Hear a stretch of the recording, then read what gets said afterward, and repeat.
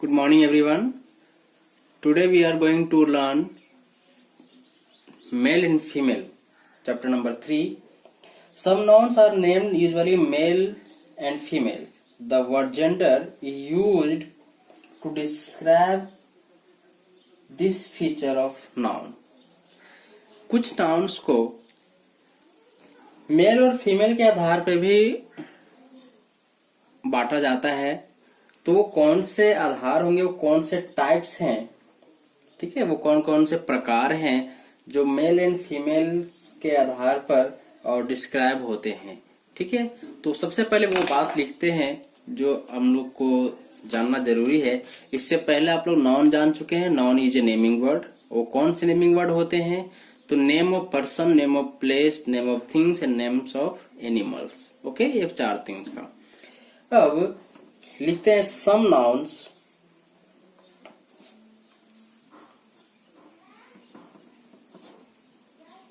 Are named usually males and females.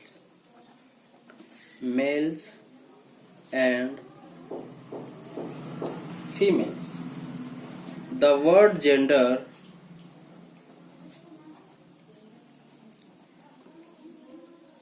describe this feature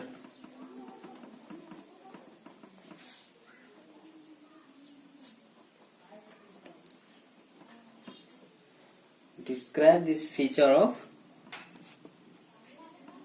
noun. अब इसके 4 प्रकार होते हैं। Okay, there are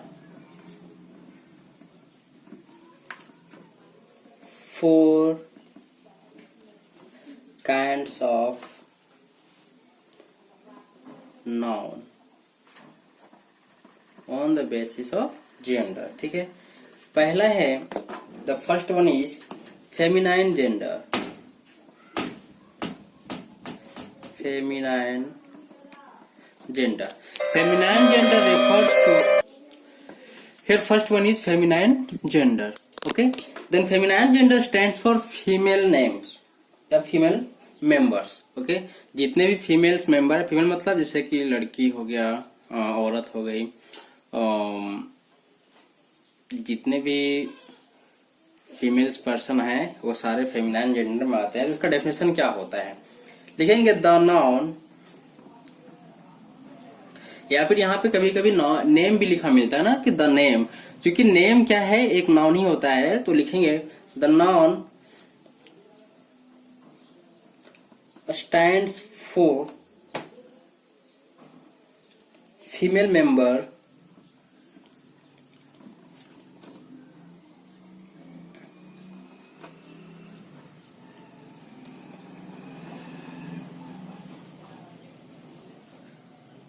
are called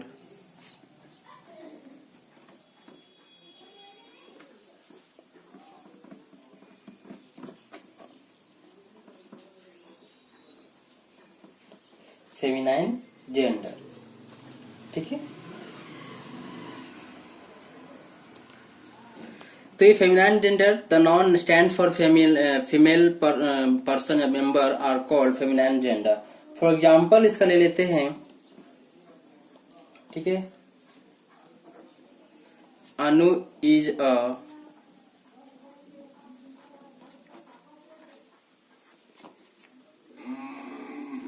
beautiful girl, ठीक है। यहाँ पे देखिए कि अनु एक लड़की का नाम होता है, तो ये अनु क्या है, फेमिनाइन जेंडर में जाएगा। और ये गर्ल मतलब भी लड़की होता है, तो ये आपका फेमिनाइन जेंडर हो जाएगा, ठीक है। नंबर 2 जो जेंडर है वो होता है मस्कुलिन जेंडर।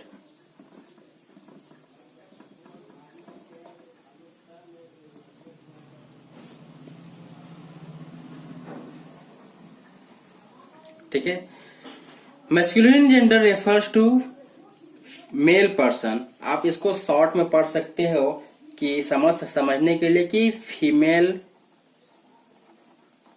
मेंबर, ठीक है, फीमेल मेंबर के लिए ही ये फेमिनाइन जेंडर होता है। मैस्कुलिन जेंडर मेल पर्सन के लिए होता है। लिखेंगे द नाउन, ये डेफिनेशन अगर आप एक याद करोगे तो नेक्स्ट याद करने में दिक्कत नहीं होगा, क्योंकि यहाँ पे द नाउन स्टैंड्स फॉर, जो फीमेल लिखा हुआ है वहां पे खाली आपको मेल कर देना है, मेल मेंबर आर कॉल्ड, फिर यहाँ पे हो जाएगा masculine gender.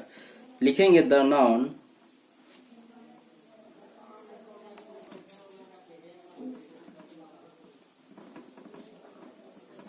Stands for male person are called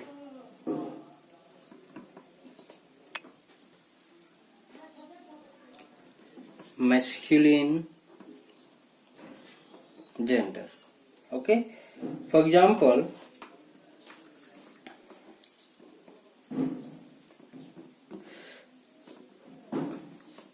I am a son.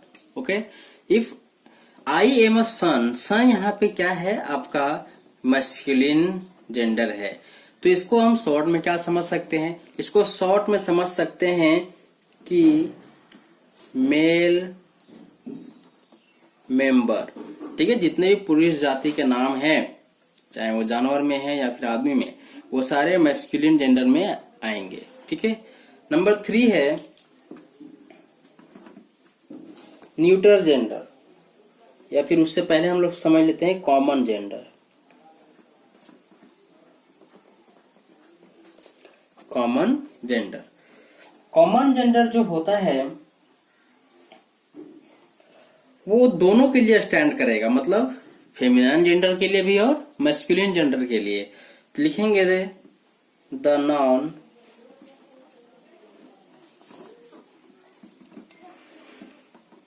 Stands for both male and female, okay, are called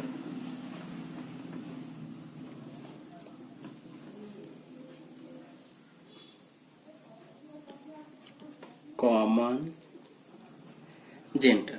ठीक है, बस कुछ ऐसे भी नाउन्स हैं या कुछ ऐसे नाम हैं वो दोनों के लिए स्टैंड करता है ना, मेल के लिए भी, मतलब लड़का लोग के लिए भी और लड़की लोग के लिए भी। वो कौन से हैं? फॉर एग्जाम्पल अगर हम बोलते हैं कि टीचर, ठीक है, तो शिक्षक जो है वो मेल भी होता है और फीमेल भी होते हैं। ओके, या फिर हम बोले डॉक्टर, ये भी दोनों होते हैं। तो इसका डेफिनेशन यही होगा कि एग्जाम्पल हम लिख सकते हैं इसका, वी आर स्टूडेंट्स। ठीक है, वी आर स्टूडेंट, या फिर हम लोग लिख सकते हैं आई एम अ डॉक्टर। तो डॉक्टर और ये स्टूडेंट दोनों क्या है, यहाँ पे कॉमन जेंडर का एग्जाम्पल है, जिससे पता नहीं चले कि मेल है या फिर दोनों हो सकता है। ठीक है, वैसा पोस्ट या फिर वैसा नाम जिससे दोनों लोग शामिल हो सकते हैं, लड़का लोग भी और लड़की लोग भी, वो आपका चला जाएगा कॉमन जेंडर में। Number 4 and last is neutral gender.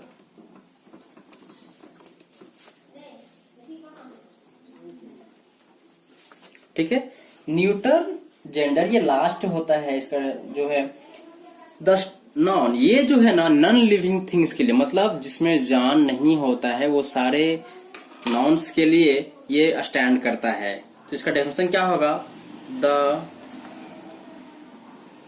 noun stands for non-living things, non-living things are called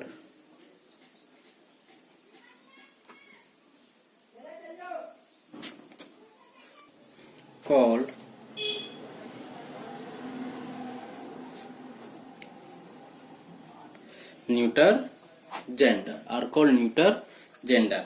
जैसे कि इसका एग्जांपल हम ले लेते हैं कि द टेबल